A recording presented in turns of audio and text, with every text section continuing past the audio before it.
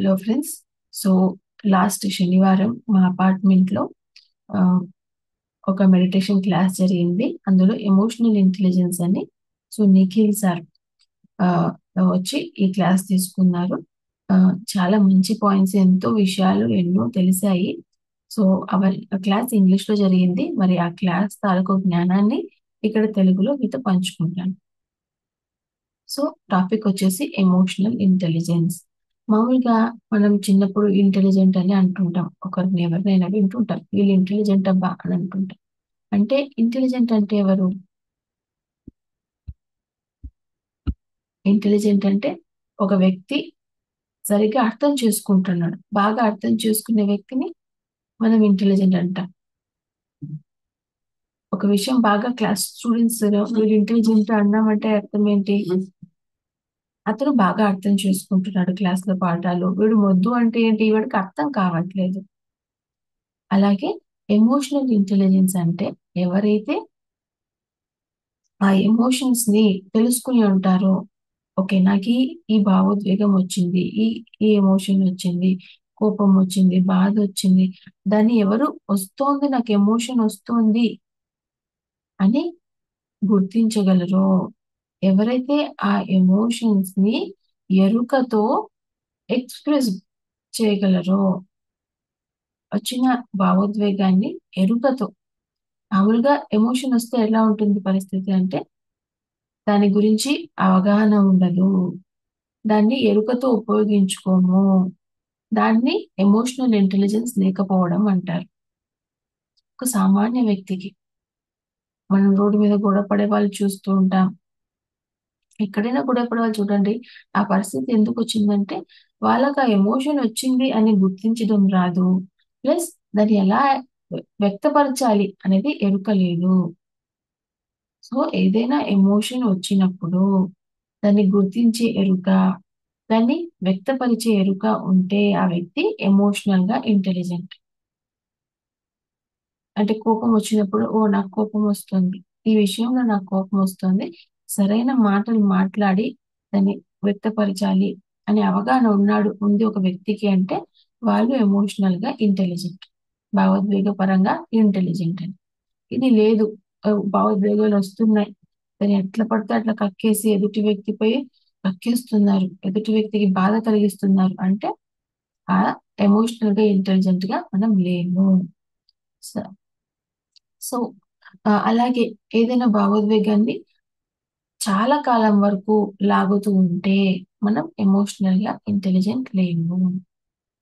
వచ్చింది, ఎక్స్ప్రెస్ చేసాము, వదిలేసాము, అక్కడ దగ్గర వదిలేసాము, నెక్స్ట్ మూమెంట్కి వెళ్ళిపోయామంటే ఎమోషనల్ గా ఇంటెలిజెంట్ ఉన్నట్టు, భావోద్వేగకరంగా ఇంటెలిజెంట్ గా ఉన్నట్టు, బుద్ధితో ఉన్నట్టు. సరే, మరి ఎమోషన్స్ రెండు రకాలు మనం వింటుంటాం, పాజిటివ్ ఎమోషన్స్, నెగిటివ్ ఎమోషన్స్ అని. నెగిటివ్ ఎమోషన్స్ అని ఎందుకు అన్నారు? ఎందుకు అంటే నెగిటివ్ ఎమోషన్స్ అంటే ఇక్కడ ఎనర్జీ లూజ్ అవుతాం. ఈ నెగిటివ్ ఎమోషన్స్ దగ్గర మనం ఎనర్జీని లూజ్ అవుతాము. పాజిటివ్ ఎమోషన్స్ దగ్గర మనం ఎనర్జీ రిచ్ గా ఉంటాం, ఎనర్జీ బాగా ఉంటుంది. సో ఎమోషన్స్ పేరు తీసుకుంటే ఆనందము, సంతోషము, ఫ్రెండ్షిప్, ఇతరులతో పంచుకోవడము, తృప్తి, ఇవన్నీ పాజిటివ్ ఎమోషన్స్. నెగిటివ్ ఎమోషన్స్ వస్తే కోపము, ద్వేషము, అసూయ, ఇక్కడ ఏమైనా ఎనర్జీ పోతా ఉంది కంప్లీట్. ఇవన్నీ ఈ ఫీలింగ్స్ ఇవన్నీ నెగిటివ్. సో బాధ, అపరాధ భావము, నిరాశ, భయము.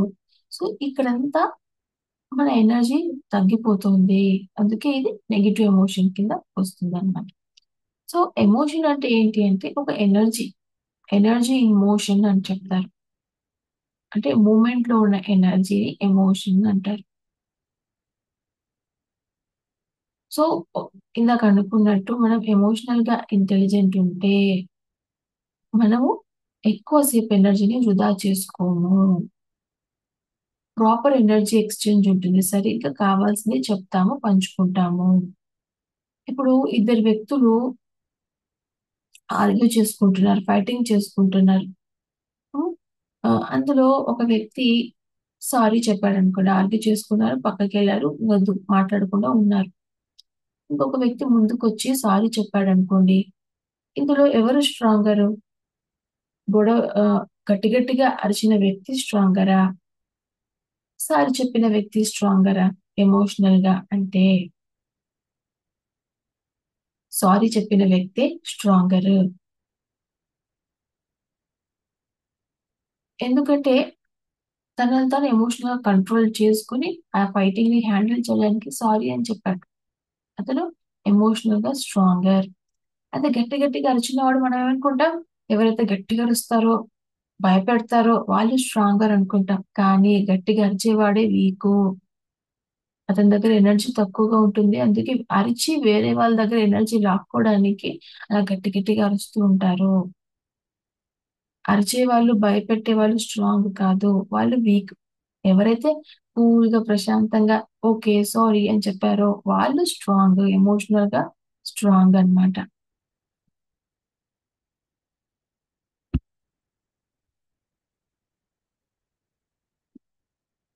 సో, ఇప్పుడు మనం థియరీ పరంగా తెలుసుకుంటున్నాం. ఎమోషన్స్ గురించి ఇంత విన్నది చెప్పుకుంటూ ఉన్నాము.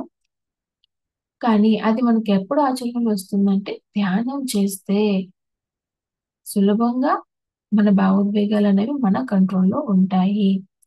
ఇప్పుడు 5 కోశాలున్నాయి. 5 శరీరాలు. ఆయుర్వేదిక్ ప్రకారం, యోగా ప్రకారం 5 కోశాలు. అన్నమయ కోశం. అయితే అన్నం తినే శరీరాన్ని అన్నంతో పోషించుకునే శరీరం అన్నమయ కోశం. ప్రాణమయ కోశం. ఇది ప్రాణంతో అంటే ఎనర్జీతో పోషింపబడుతుంది. సో, మనం ధ్యానంలో తీసుకున్న విశ్వశక్తి అంతా ఈ ప్రాణమయ శరీరంలో, ఈ నాడీ మండల్ ఉండే శరీరంలో, ఆ బ్లూ శరీరం మనం చూసి ఉంటాం కదా! స్పిరిచ్యువల్ రియాలిటీలో అందులో ఆ ఎనర్జీ స్టోర్ అయిపోతుంది. మనోమయ శరీరం. ఇందులో మనోమయ శరీరం అంటే మనస్సు. ఇందులో మన భావోద్వేగాలన్నీ నిండుంటాయి. విజ్ఞానమయం అంటే బుద్ధిపరమైన శరీరము. ఆనందమయం అయితే ఇన్నర్ ఆనందం, ఆత్మానంద శరీరం. సో, మన టాపిక్ ఎమోషన్స్ కాబట్టి, సో, ఈ ఎమోషన్స్ అన్నీ మన పాత ఎమోషన్స్ అన్నీ ఎక్కడుంటాయంటే, ఈ మనోమయ శరీరంలో స్టోర్ అయి ఉంటాయి.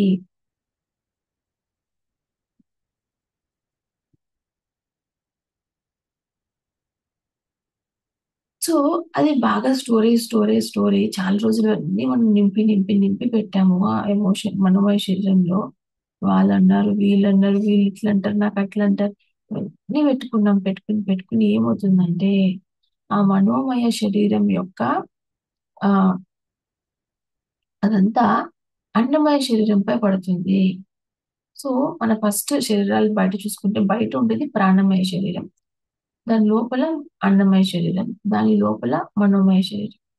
సో, ఈ మనోమయ శరీరంలో ఉన్న ఆ భావోద్వేగాలన్నీ ఎఫెక్ట్ అన్నీ మన శరీరంపై పడి మనకు అనారోగ్యం వచ్చే అవకాశం ఉంది. అందుకే 80% అనారోగ్యాలు మన మనసులో ఉన్న భావోద్వేగాల వల్లనే వస్తాయి.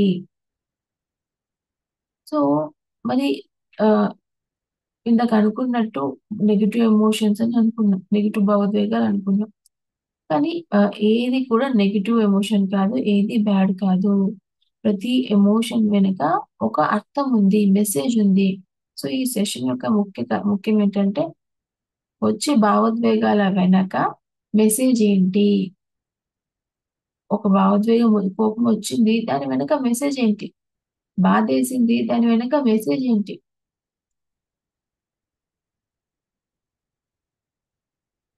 సో, ఆహ్, ఒక ఉదాహరణ ఈ సార్ చెప్పారు. సో, ఈ సార్ ఒక చోట ఉద్యోగంలో జాయిన్ అయ్యారు. అక్కడ ఈయనని ఇబ్బంది పెట్టే టీమ్ లీడర్ ఉన్నాడు. హెడ్ ఉన్నాడు. ఇతనికి కోప్పడ్డము, ఇబ్బంది పెట్టడం. అది నచ్చక ఈయన ఆ ఉద్యోగం మానేసి ఇంకో చోటికి జంపారు. అక్కడ ఇంకొంతమంది ఆ టీమ్ లీడర్‌తో పాటు మరి ఇంకొంతమంది అంటే ఏమైంది? సమస్య పెరిగింది. తప్పించుకోవడానికి చూస్తే పరిష్కారం తప్పించుకుందాం అనుకుంటే అది ఇంకా పెరిగింది. సర్లే అంటే అది తెలియలేదు. అది కూడా మానేసి ఇంకో చోటికెళ్తే అక్కడ ఇంకా తీవ్రంగా సమస్య వచ్చింది. అంటే ఇక్కడేంటి, అంటే తప్పించుకోవడం కాదు. దాన్ని ఏదైనా వస్తే, భావోద్వేగం వస్తే దాన్ని యాక్సెప్ట్ చేయాలి. ఏదైనా పరిస్థితి వచ్చే యాక్సెప్ట్ చేయాలి. దాని నుంచి నేర్చుకోవాలి. తప్పించుకుంటూ వెళ్తే అది ఇంకా సమస్య స్ట్రాంగ్ స్ట్రాంగ్ అవుతుంది. సో దీనికి పరిష్కారం ఏంటి అంటే, మనసుకు తీసుకోవద్దు. Don't take it to mind. దాన్ని ఫేస్ చెయ్యి. యాక్సెప్ట్ చెయ్యి. అప్పుడు ఏమైంది అంటే, ఈ మూడోసారి ఈయన ఇది గుర్తించగానే, ఈ సార్ గుర్తించగానే ఏమైందంటే, ఎవరైతే ఇబ్బంది పెడుతున్నారో వాళ్ళు మారిపోయారు. వాళ్ళని యాక్సెప్ట్ చేసి, దాన్ని ఫేస్ చేస్తూ, అతనికి ఫ్రెండ్లీగా, అతనికి కావాల్సినట్టు హెల్ప్ చేస్తూ ఫ్రెండ్లీగా ఉంటే, అతను కూడా మారిపోయాడు. ఇతనికి హెల్పింగ్ గా తయారయ్యాడు. సో ఎవరు చెడ్డవాళ్ళు కాదు. అంతా డిఫరెంట్ అభిప్రాయాలు మాత్రమే. నా అభిప్రాయం ఇది, ఇదే జరగాలి. నా అభిప్రాయం ఇది, ఇదే జరగాలని ఆ, అభిప్రాయ భేదాలే తప్ప ఎవరు చెడ్డవాళ్ళు కాదు.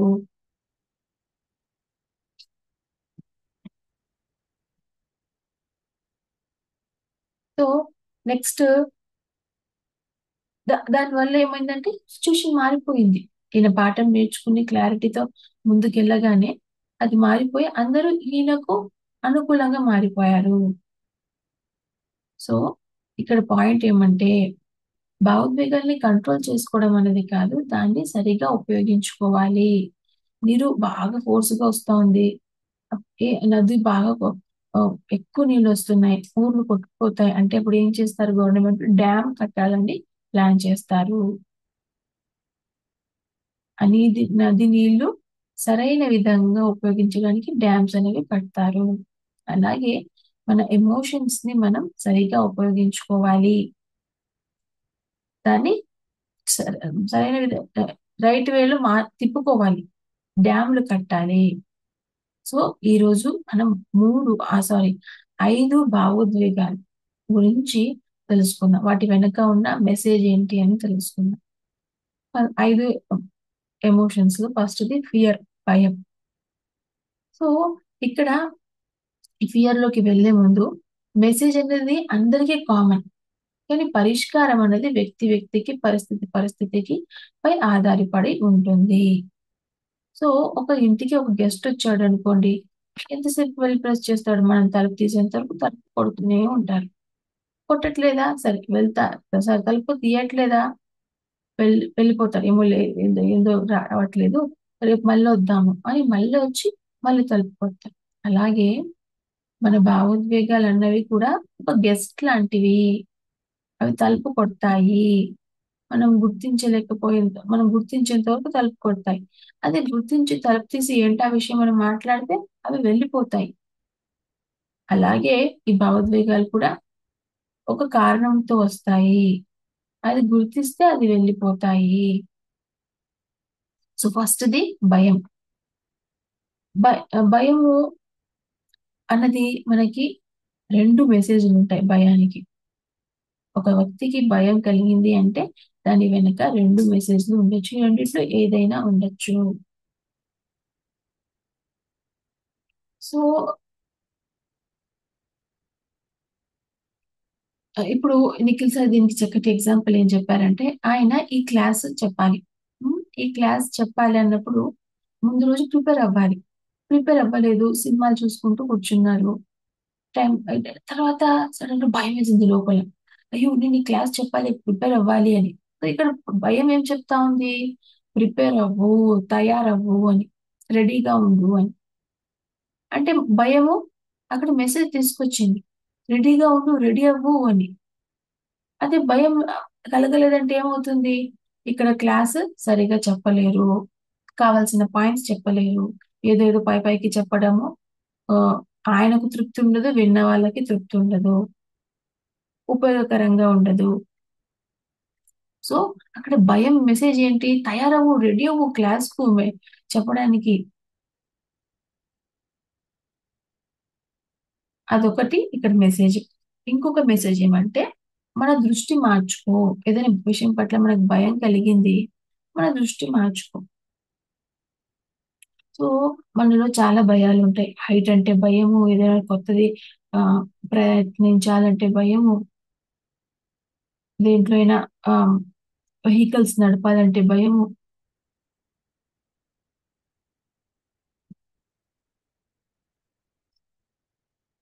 సో, మనము ఎప్పుడైతే ఒక కొత్త వ్యక్తిని హ్మ్. ఒక కొత్త బిజినెస్ స్టార్ట్ చేయాలనుకుంటున్నాము. ఏదైనా కొత్తది చేయాలనుకుంటున్నాము. నలుగురిని అడుగుతాము. వాళ్ళంతా నెగెటివ్‌గా చెప్పారనుకోండి. వాళ్ళలోని నెగెటివ్ అనుభవాలని చెప్పారనుకోండి. ఇలా మోసం జరుగుతుంది, ఇలా నష్టమొస్తుంది. ఇవన్నీ చేశామనుకోండి చెప్పారనుకోండి. మనము దాన్ని నెగెటివ్‌గా తీసుకుంటే అంటే భయంగా తీసుకుంటే, అరే! నేను ఈ ప్రయత్నం చేస్తే ఇది చెడు జరుగుతుంది. ఇది నష్టమొస్తుంది. ఇంక నేను అడుగు వేయిస్తే నాకు మోసం జరుగుతుంది. నాకు చెడు జరుగుతుంది అని భయపడుతూ ఉంటే మనం ఏం చెయ్యలేము. అయితే మనం ఇక్కడ ఏం మార్చుకోవాలి? ఇక్కడ ఏంటి మెసేజు? ఏదైనా కొత్తది చేయాలన్నా, ఏదైనా చేయాలన్న భయం ఉంది లోపల అంటే ఏంటి మెసేజు? అంటే నీ దృష్టి మార్చుకో. నీ ఆలోచన విధానం మార్చుకో. అందరి దగ్గర ఇన్ఫర్మేషన్ తీసుకో. ఓకే. ఇలా చేస్తే ఇది, ఇది అని ఆ ఇన్ఫర్మేషన్ తీసుకో, నోట్ చేసి పెట్టుకో. కానీ దాన్ని భయంగా మార్చుకోవద్దు.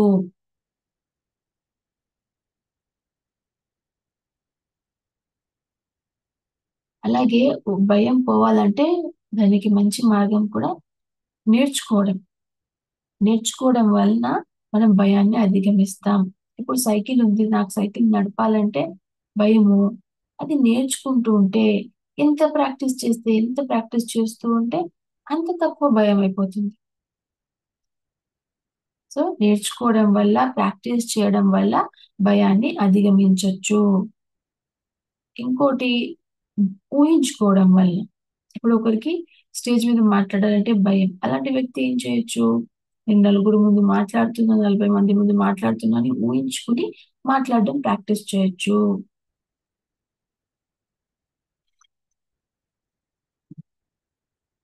సో, భయానికి మెసేజ్ ఏంటి అంటే తయారవ్వు, రెడీగా ఉండు అనేది. రెండో మెసేజ్ ఏంటంటే నీ దృష్టి మార్చుకో. భయాన్ని ఎలా అధిగమించొచ్చు అంటే నేర్చుకోవడం ద్వారా, ప్రాక్టీస్ చేయడం ద్వారా, ఊహించుకోవడం ద్వారా మనం భయాన్ని అధిగమించొచ్చు. ఫస్ట్‌ది అయిపోయింది. రెండవది గిల్ట్ అపరాధ భావం. సో, అపరాధ భావం ఒక వ్యక్తికి ఎందుకొస్తుంది? ఎప్పుడొస్తుంది? ఏదైనా తప్పు చేస్తే అపరాధ భావం అనేది వస్తుంది.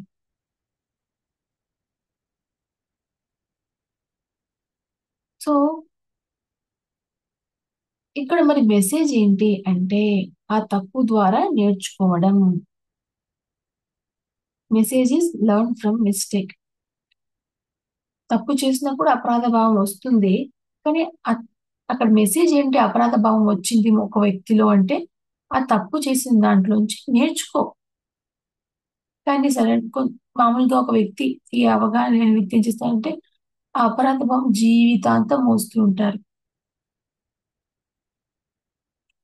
ఈ తప్పు చేశాను, తప్పు జరిగింది, తప్పు జరిగింది, తప్పు జరిగింది, తప్పు జరిగింది అని లాంగ్ టైమ్ నెల, 2 నెలలు కొంతమంది జీవితకాలం మోసిన వాళ్ళు ఉంటారు. సో, మనం ఎక్కడ ఫోకస్ చేయాలి అంటే, ఏం మార్చుకోవాలి? ఏం కరెక్ట్ చేసుకోవాలి? ఏం మళ్ళా చెయ్యకూడదు? అనే దానిపై ఫోకస్ ఉండాలి. ఒక వ్యక్తికి అపరాధ భావం వచ్చిందంటే అర్థం ఏంటి అంటే, ఈ పని మళ్ళీ చేయకూడదు. మళ్ళీ ఇట్లాంటివి రాకూడదంటే ఏం చేయాలి? ఎక్కడ కరెక్ట్ చేసుకోవాలి? అనేదే ఇక్కడ మెసేజ్. సో, గిల్ట్‌లో 4 రకాల అపరాధ భావాలున్నాయి. ఇందులో 4 రకాలుగున్నాయి. ఒకటి ఒక వ్యక్తి ఓవర్ రెస్పాన్సిబిలిటీ గిల్ట్. అంటే ఆహ్, ఒక వ్యక్ మ ఆహ్, ఒక వ్యక్తి జీవితంలో ఒకటి జరిగి ఉంటుంది. జరిగితే, అరే! నేను నా వల్లే జరిగింది. వాళ్ళ విషయంలో ఎందుకు జరిగింది? నా వల్లే జరిగింది. నేనింకా జాగ్రత్త పడుంటే బావుండు. ముందే చెప్పుంటే బాగుండు. సో, ఇలా. దీనికి ఎగ్జాంపుల్ సార్ ఏం చెప్పారంటే, ఒక వ్యక్తికి మనం ఒక వస్తువు ఇచ్చింటాము హెల్ప్‌గా. అది సరిగ్గా పని చేయలేదు. అప్పుడేమనుకుంటాం, అర్రే! వాళ్ళకు అవసరమైన టైంలో అది సరిగ్గా పని చేయలేదు. అప్పుడు ఈ ఈ ఈ ఈ ఇలాంటి వ్యక్తి ఎలా ఆలోచిస్తాడంటే, అర్రే! నేను ముందే చూసుకొని ఇచ్చింటే బాగుండు. అనవసరంగా ఇచ్చేసాను. వాళ్ళేమనుకుంటారో నా గురించి పాడైంది ఇచ్చారనుకుంటారేమో. ముందే చూసుకునుంటే బాగుండు. అయ్యో! అయ్యో! అయ్యో! అనుకుంటే ఇది ఓవర్ రెస్పాన్సిబిలిటీ గిల్ట్. ఇక్కడ ఎలా ఆలోచించాలి? అయ్యో! నేను చూసుకోకుండా ఇచ్చాను. నెక్స్ట్ టైమ్ చూసుకొని ఇద్దాం. సో, ఇది ఇంటెలిజెంట్ అంటే. దాన్ని లాగా తీసుకుంటూ ఉంటే, సాగదీస్తూ ఉంటే అది ఇంటెలిజెంట్ కాకపోవడం. సో, ఇక్కడ ఇంకొక డౌట్ అడిగారు. సో, సరే మనము ఓకే. జరిగింది. తప్పు జరిగిందని యాక్సెప్ట్ చేసాం. బయటపడ్డాం. కానీ మన చుట్టూ ఉన్న వాళ్ళు "నువ్వప్పుడు తప్పు చేశావు, తప్పు చేశావు" అంటూ మనం గుర్తు చేస్తూ ఉంటే మనం ఏం చేయాలి అంటే ఒకరు ఏమన్నా అన్నా ఏమైనా అన్నా మనం పట్టించుకోకుండా ఉండడం, మనం రెసిస్టెంట్‌గా ఉండడం మన పని. సీ గి ఏదైనా ఎమోషన్ ఫీల్ అవ్వాలా? అవ్వకూడదా? అనేది మన చాయిస్. ఇతరులు ఎన్నైనా చెప్పని, మనం అవ్వాలా? అవ్వకూడదా? అన్నది మన చాయిస్.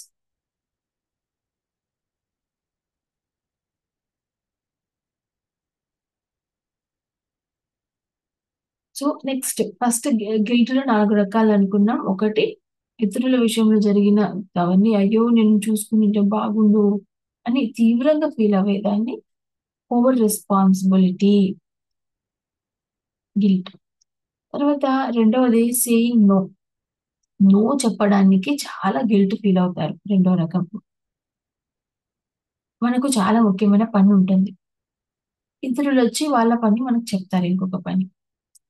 మనం లేదు నాకు కాదు అని చెప్పలేకుండా, సరే ఓకే. ఓకే. అని తీసుకుంటాం. తర్వాత మన పనిని వదులుకుంటాం. ఆ పని చేస్తాం. తర్వాత అయ్యో! నో చెప్పలేకపోయాను. నోలు చెప్పలేకపోయాను. భలే ఇబ్బందయిందబ్బా! అని అనుకుంటుంటాం. సో, నో చెప్పడానికి గిల్ట్ ఫీల్ అవ్వద్దు. క్లియర్‌గా చెప్పు. నీకేం కావాలి, ఏమొద్దు చెప్పు. ఏం జే ఏం నీకు పనుంది. ఇప్పుడు పనుంది. కొంసేపు తర్వాత చేస్తాను. రేపు చేస్తాను. సో, నో చెప్పడానికి అపరాధ భావం ఫీల్ అవ్వకూడదు. ఇక్కడ ఈ పాయింట్. నెక్స్ట్ మూడవ రకమైన అపరాధ భావం ఏంటంటే, మనం ఒకటి సాధించాము. మంచి సమయం మనకు మంచి రోజొచ్చింది.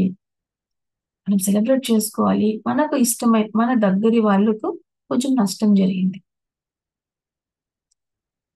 సెలబ్రేట్ చేసుకోవడానికి కూడా మొహమాట పడి, అయ్యో! వాళ్ళకి బాలేదే, వాళ్ళకి నష్టం వచ్చిందే, నేను చేసుకోవాలా సెలబ్రేషన్ వద్దా? లేదా? వద్దులే వాళ్ళకి పాపం కష్టం వచ్చింది అని సెలబ్రేట్ చేసుకోవడానికి కూడా గిల్ట్ ఫీల్ అయ్యేవాళ్ళు. దీనికి ఉదాహరణగా మనము హ్మ్. 'రవితేజ'ది ఒక సినిమా ఉంది. అందులో ముగ్గురు అతను 10థ్ క్లాస్ నుంచి లవ్ స్టోరీస్ ఉంటాయి. సో, తన ఆహ్, పెళ్లి టైంలో పాత ఫ్రెండ్స్ అందరిని పిలవాలనుకుంటాడు. అయితే చూసుకుంటే ఆ ఇంటర్ ఫ్రెండ్ భర్త చనిపోయి ఉంటారు. అతనేం అంత ఈడు గిల్ట్‌లో పడిపోతాడు. అరే! నేను పెళ్లి ముందు అడుగు వేయాలా లేదా? ఈమె ఇంత కష్టంలో ఉందే. నేను ముందుకు పోవాలా లేదా? సెలబ్రేట్ చేసుకోవాలా వద్దా? అని డౌట్‌లో పడిపోతాడు. సో, ఈ విధమైన గిల్ట్ కూడా మనం అధిగమించాలి.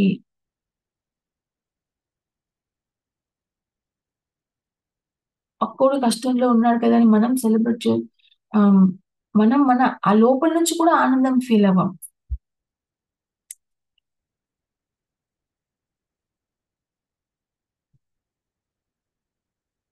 పక్కోడు కష్టంలో ఉన్నాడు. ఆహ్, మనం సెలబ్రేషన్‌ని పక్కన పెట్టేసి, లోపల నుంచి కూడా మన ఆనందాన్ని మనం ఒకటి సాధించుకున్నాం. ఒక మంచి సమయం వచ్చింది. లోపల నుంచి కూడా మన విషయం పట్ల మనం ఆనందపడకుండా పక్కడి మన బా మన దగ్గర వాళ్ళు కష్టంలో ఉన్నారు అని ఈ ఆనందం కూడా సెలబ్రేట్ లోపల నుంచి కూడా ఆనందపడకుండా బాధపడుతూ ఉండడం 3 రకమైన ఆహ్, అపరాధ భావం. నాలుగోదొచ్చేసి పర్ఫెక్షన్. సో, కొంతమందికి ఈ పర్ఫెక్షన్ అనే గిల్ట్ ఉంటుంది. సపోజ్ ఒక వంట చేసినా, ఒక పని చేసినా పర్ఫెక్ట్ రావాల. ఎట్లా గావాలో అట్లే రావాలి. అట్లా కావాల్సినట్టు రాలేదంటే, అబ్బా! అనుకున్నట్టు రాలేదు. టేస్ట్ అనుకున్నట్టు లేదు. పని అనుకున్నట్టు లేదు. అని తెగ అపరాధ భావం ఫీల్ అయిపోతుంటారు. అనుకున్నట్టు రాలేదు. That's fine. ఎక్కడ పర్ఫెక్ట్ అనేది లేదు. అన్నీ ఎక్కువ తక్కువ అవుతాయి. సో, అక్కడ గిల్ట్ అపరాధం ఫీల్ అవ్వకూడదు.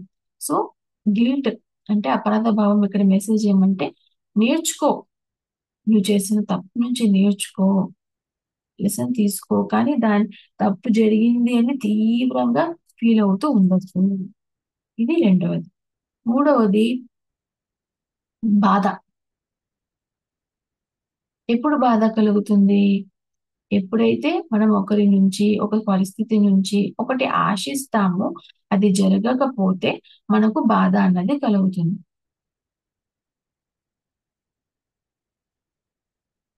ఇక్కడ ఆశించడం తప్పా అంటే కాదు. ఆశించడం ఓకే.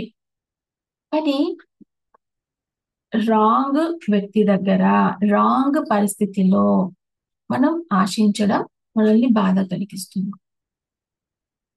సో, ఫర్ ఎగ్జాంపుల్ మనకు డబ్బు కావాలి. మనం ఎవరినెళ్లి అడుగుతాము? ఉన్నవాడిని అడుగుతాము. లేని వాడి దగ్గరెళ్లి అడుగుతామా? ఒక భిక్షగాడి దగ్గరికెళ్లి కొంచెం డబ్బు ఇయ్యి, డబ్బు ఇయ్యి, డబ్బు ఇయ్యి, డబ్బు ఇయ్యి అంటామా? అతను ఎక్కడి నుంచి ఇస్తాడు? అలాగే మన జీవిత పరిస్థితుల్లో మనకొక సపోర్ట్ కావాలి. కొంచెం ప్రేమ చూపించే వాళ్ళు కావాలి. మనకొక పరిస్థితొచ్చింది. ఒకరు ఓపికతో వినాలి. ఆ! ఒకరు మనకు కొంచెం కేర్ ఇస్తే బాగుంటుంది. ప్రేమతో వినాలి. కానీ ఆ వ్యక్తికే స్వతంగా తన మీద తనకు ప్రేమ లేదు. సెల్ఫ్ కేర్ లేదు. సెల్ఫ్ లవ్ లేదు. అలాంటి వ్యక్తి నీకెక్కడి నుంచి లవ్ ఇస్తాడు? మనకొక ఒక కొంచెం ప్రేమ మనం కొంచెం లోలో ఉన్నాము. ఇబ్బందిలో ఉన్నాము. ఒక వ్యక్తి దగ్గర వెళ్లి పంచుకుంటే వాళ్ళు మనకు ఆహ్, ఆహ్, సపోర్ట్ ఇస్తే బాగుంటుంది. మనం దాని నుంచి బయటపడతాం.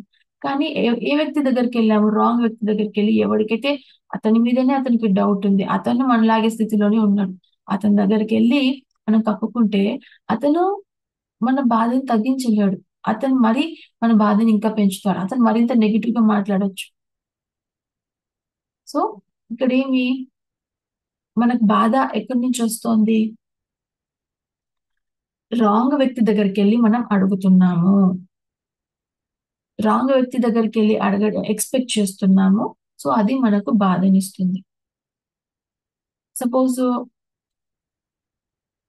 ఒక భార్యనే భర్త ఆల్రెడీ సపోజ్ కొత్తగా మ్యారేజ్ అయిందనుకున్న భర్త అతనికి అతని మీద ప్రేమ లేదు. అతని చిన్న బాల్యం వలన అదంతా తన మీద తనకి ప్రేమ లేదు. సో, ఈమె ఎళ్లి భర్త దగ్గర ప్రేమ ఆశిస్తే అతను చూపించకపోతే ఎక్స్‌పెక్ట్ చేసింది ప్రేమ చూపిస్తాడని.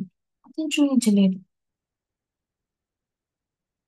అప్పుడు బాధపడుతుంది. అరే! నేనంటే ప్రేమ లేదు. రాంగ్ వ్యక్తి దగ్గర ఆహ్, ఏదైనా ఎక్స్‌పెక్ట్ చేస్తే అది జరగకపోతే మనకు బాధ కలుగుతుంది. అలాగే రాంగ్ టైమ్ ఆ వ్యక్తి ఇవ్వగలిగే వ్యక్తే. మనకు కావాల్సింది ఇవ్వగలిగిన వ్యక్తే. కరెక్ట్ పర్సనే. కానీ రాంగ్ టైమ్. అతని మూడ్ సరిగ్గా లేదు. టెన్షన్‌లో ఉన్నాడు. ఏదో విషయంలో కొంచెం డిస్టర్బ్ అయినాడు. ఆ టైంలో వెళ్లి అడిగితే ఇవ్వలేడు. సో, మనం ఇక్కడ వాళ్ళ మూడ్ చూడాలి. మూడ్ సరిగ్గా ఉందా లేదా? ఇది మనం గమనించాలి. అది చూసి మనం అడగాలి. ఎక్స్‌పెక్ట్ చేయాలి. సో, బాధ అనేది ఎప్పుడు కలుగుతుందంటే, మనము ఎక్స్‌పెక్ట్ చేసినప్పుడు రాంగ్ టైమ్‌లో రాంగ్ వ్యక్తి దగ్గర ఎక్స్‌పెక్ట్ చేశావు అన్నదే ఇక్కడ మెసేజ్. రైట్ టైంలో రైట్ వ్యక్తి దగ్గర ఎక్స్పెక్ట్ చెయ్యి అన్నది ఇక్కడ మనకు మెసేజ్ అన్నమాట. సో నెక్స్ట్ 3 అయినాయి కదా! భయము, అపరాధ భావము, బాధ కలగడము, నాలుగోది డిసప్పాయింట్‌మెంట్ నిరాశ. అన్నీ ఒకేలాగా అనిపిస్తాయి. నిరాశ కలగడం, నిరాశ. సో నిరాశ ఇక్కడ ఏంటి? ఒకటి ప్రయత్నిస్తుంటాము. ఒక దాని కోసం ప్రయత్నిస్తుంటాం. దాన్ని వదలకుండా మనకు అది ఇంకోటి ఉంది అని గమనించం. ఇది రావట్లేదు అని లాగుతుంటాం. ఒక బిల్డింగ్ ఉంది. దానికి 2, 3 గేట్లున్నాయి. మనం ఒక్క గేట్‌ని పట్టుకొని ఇది రావట్లేదు అని నిరాశ చెందుతుంటాం. పక్కన చూడము. పక్కన ఇంకోటి ఓపెన్ ఉంది. ఇంకో దారుంది అని చూడం. అరే! ఇది క్లోజ్ ఉంది అనేది చూస్తాం. ఇది క్లోజ్ ఉంది అని నిరాశ చెందుతాం గానీ, పక్కన ఇంకోటి ఉంది అని మనం గమనించం. సో, ఇక్కడ మెసేజ్ ఏంటి అంటే, లెట్ గో. అంటే ఇట్స్ ఓకే. పోతే పోనీ. ఇది రాలేకపోతే రాని. ఇంకోటుంటుంది. ఇంకోటి ట్రై చేద్దాం. ఈ ఒక్కదానితో అటాచ్‌మెంట్ ఉండకుండా ఉండడం. అటాచ్‌మెంట్ నుంచి బయటపడడం.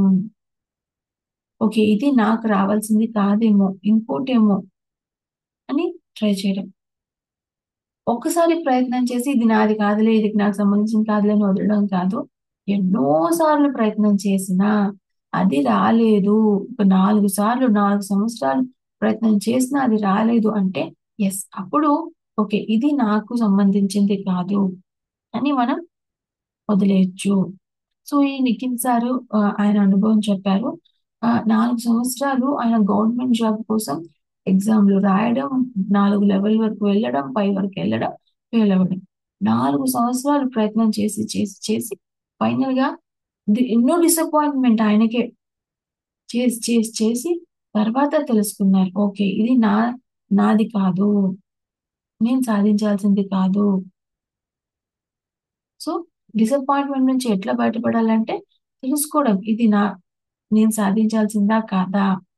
దాని నుంచి ఆ గవర్నమెంట్ జాబ్ నుంచి అటాచ్‌మెంట్ వదిలేసుకోవడం. ఇంకొకటి ప్రయత్నం చేయడం. సో, నిరాశ అన్నది మనం ఒకే దాన్ని పట్టుకుని వేలాడుతుంటే వస్తుంది. దాన్ని వదులుకోవడం అన్నది మెసేజ్ ఇక్కడ. ఇంకోటి ట్రై చెయ్యి అనేది ఇక్కడ మెసేజ్. నాలుగవది 4 అయినాయి కదా! భయము, అపరాధ భావము, బాధ, నిరాశ. ఐదవది మనమందరము ఎప్పుడైనా ఎమోషన్స్ అన్నా చెప్పే పదము కోపం. కోపాన్ని కంట్రోల్ చేసుకోవడం. కోపం అనేదే చెప్తూ ఉంటారు. సో, ఒక వ్యక్తికి కోపం ఎందుకొస్తుంది? ఎప్పుడొస్తుంది? ఎప్పుడొస్తుంది అంటే మనకు ఇష్టం లేనిది జరిగితే మనకు కోపం వస్తుంది. మనకొక విధంగా ఇష్టము. అలా జరగలేదు. అలా మనకిష్టం వచ్చినట్లు ఉండట్లేదు. మనకు కోపమొస్తుంది. మన రూల్ వాళ్ళు ఫాలో అవ్వట్లేదు. మనకు కోపమొస్తుంది. సో, కోపం ఏ సందర్భంలో వస్తుంది? మనకిష్టం వచ్చినట్లు ఉండకపోతే, మన మనం నమ్మిన విధంగా మన రూల్ వాళ్ళు ఫాలో అవ్వకపోతే మనకు కోపమొస్తుంది. సో,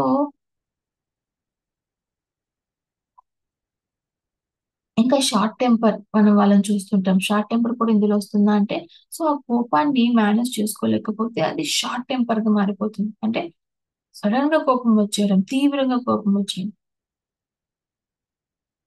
సో, మరి ఇక్కడ మెసేజ్ ఏంటి అంటే, ఎవరిష్టం వాళ్ళది. అందరూ నా రూలే ఫాలో అవ్వాలని లేదు. సో, కోపం అనేది ఎంతో ఎనర్జీ, వాల్యుబుల్ ఎనర్జీ.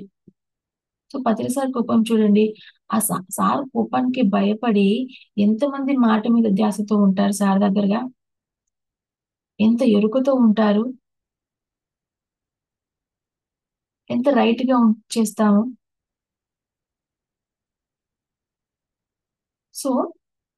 సో, కోపం అనేది కోపానికి పాజిటివ్ సైడ్ ఉంది.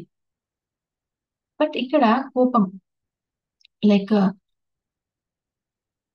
ఒక మనకిష్టం వచ్చినట్లు ఒక మన కుటుంబంలో లేదు.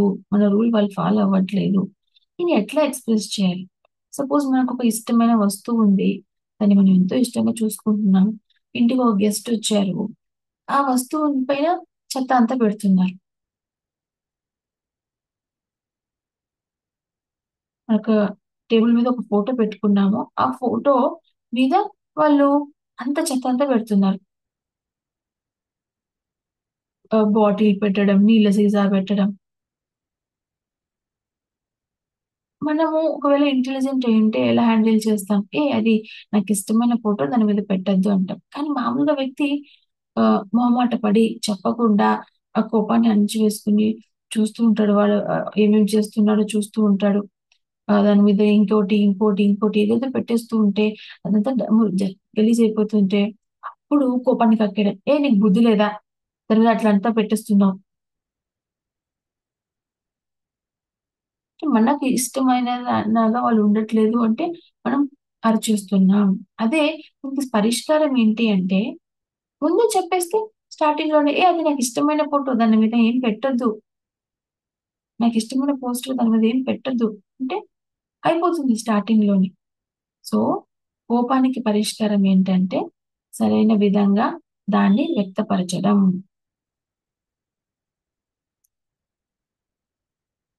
కోపానికి కారణం ఎదుటి వ్యక్తి నాకిష్టం వచ్చినట్లు ఉండట్లేదు. నా రూల్‌కి తగినట్టుగా వాళ్ళు ఉండట్లేదు.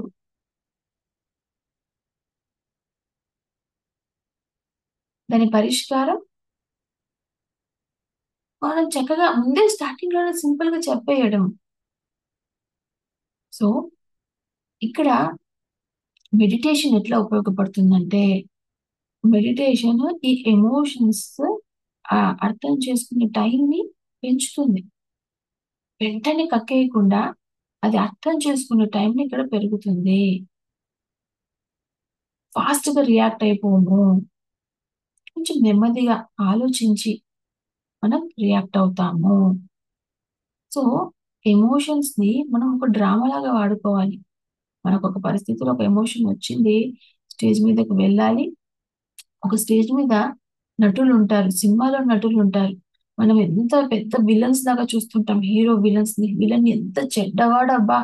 అని అనుకుంటూ ఉంటాము కెమెరా ముందు. అదే కెమెరా వెనక వాళ్ళు భలే ఫ్రెండ్స్ జోకులేసుకుంటూ ఉంటారు. ఏ సినిమా అయినా చూడండి. ఏ సినిమా షూటింగ్ అయినా చూడండి. కెమెరా ముందు ఎంత శత్రుత్వం ఉన్నా, కెమెరా వెనక వాళ్ళు పక్కన పక్కన కూర్చొని జోకులేసుకుంటూ ఉంటారు.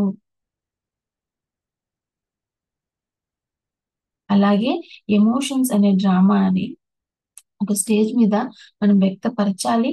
మళ్ళీ పక్కగా అయిపోయిన తర్వాత ఫ్రెండ్లీగా ఉండాలి. దాన్ని సాగదీయకూడదు. సో, 2 పాయింట్స్ చివరగా ఏమంటే, ఏ ఎమోషన్ బ్యాడ్ కాదు.